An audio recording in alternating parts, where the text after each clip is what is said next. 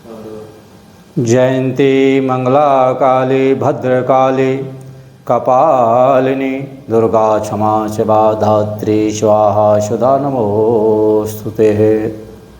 नमस्कार, राधे राधे। जैसे कि आपको मालूम है कि नवरात्रि का पर्व आने वाला है, घट की स्थापना होगी, कलश रखा जाएगा।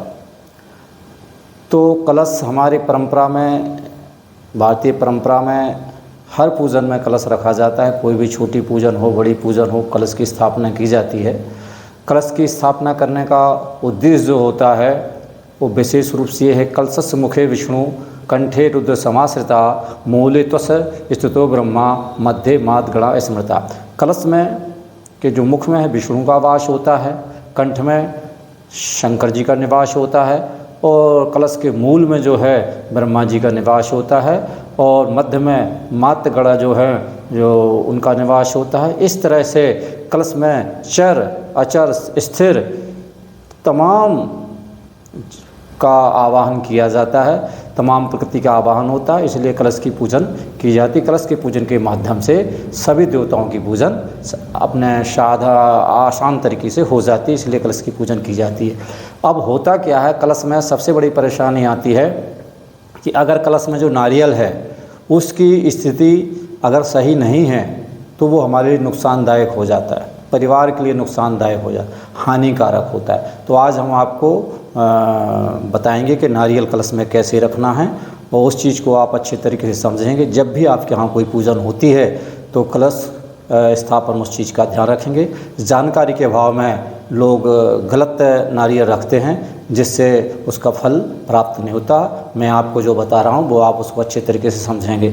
जैसे ये कलश है, लोटा है, इसके ऊपर कुछ लोग नारियल जो है इस तरीके से रख देते हैं, कुछ लोग नारियल इस तरीके से रखते हैं, कुछ लोग नारियल इस तरीके से रख देते हैं। ये तीनों तरह की पोजीशन स्थिति ठीक नहीं कही है। कहा है अधो मुखम शत्रु विवर्धनाय ऊर्ध्ववस वस्त्रम बहु रोग वृद्धि प्राची मुख वित्त विनाशनाय तस्मा शुभम सम्मुखम नारी केलम। अर्थात अगर ऊंचा नारियल को जो ऊर्ध्वमुख ऐसे जो अगर रखा जाए नारियल को इस तरीके से तो शत्रुओं की वृद्धि होती है। इसलिए कभी भी कलश में नारियल जो इस तरीके से नहीं रखना चाहिए।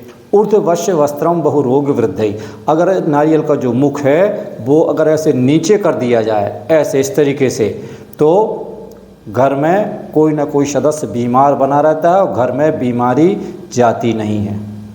तो आपने पूजन की उन्नति के लिए, पूजन की विकास के लिए, लेकिन उससे फ़ायदा कुछ नहीं होगा। और प्राची मुखम वित्त विनाशनाय, प्राची यानी पूर्व दिशा की ओर अगर हम नारियल रखते हैं इस तरीके से रख देते हैं, इस तरीके से रखा जाएगा तो जो पूर्व दिशा जहाँ है, पूर्व दिशा की ओर अगर उसका मुख करते हैं हम तो धन संपत्ति की नाश होता है और मान सम्मान का भी विनाश होता है। इसलिए शुभम तस्मा शुभम सम्मुखम नारिकेलम। तो इसलिए जो नारियल का जो मुख है वो जो पूजन करता है उसके सामने होना चाहिए। ये बात आपको समझ में अब आ गई होगी। अब हम आपको ये बताते हैं कि नारियल का मुख जो है किस तरीके से इसको देखते हैं। आपने नारियल देखा होगा, नारियल की ये आँखें होती हैं, ये जो आप इसमें नज़र आ रही हो ये आँखें हैं, दो आँखें और मुँह। तो इस तरीके से ये नारियल का मुख कहलाया जाता है। अब चूँकि इसके ऊपर से ये लगे रहते हैं, जटा ढका रहता है, इसलिए समझ में नहीं आता। तो ये आपको ध्यान रखना है, जहाँ जो आँखें होती हैं वो उसका मुख कहलाता है। तो उस मुख को ऊपर की ओर नहीं रखना है, उस मुख को नीचे की ओर नहीं रखना है। मतलब ये मुख है तो हम इस पे ऐसे नारियल ऐसे नहीं रख सकते हैं, इस तरीके से नहीं रख सकते हैं और ना ही इस तरीके से रख सकते हैं। और पूरब की तरफ मुख भी नहीं होना चाहिए।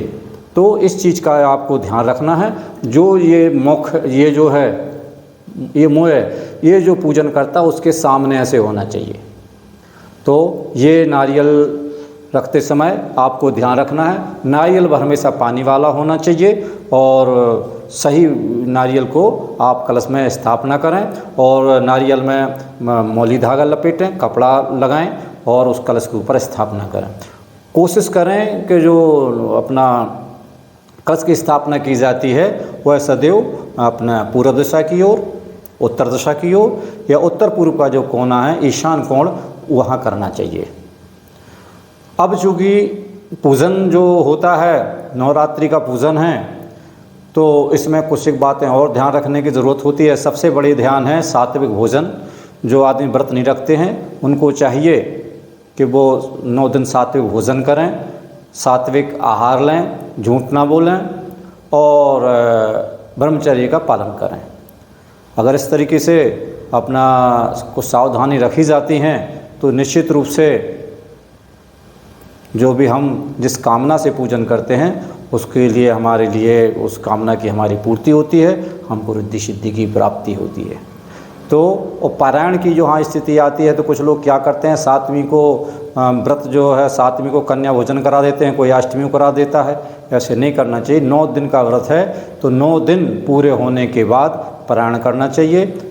विधिवत हवन पूजन, कन्या पूजन और कन्या के भोजन के बाद उनको दक्षिणा दें और उसके बाद ही पारायण करें, तब ही कोई व्रत का विशेष रूप से फ़ायदा मिलता है।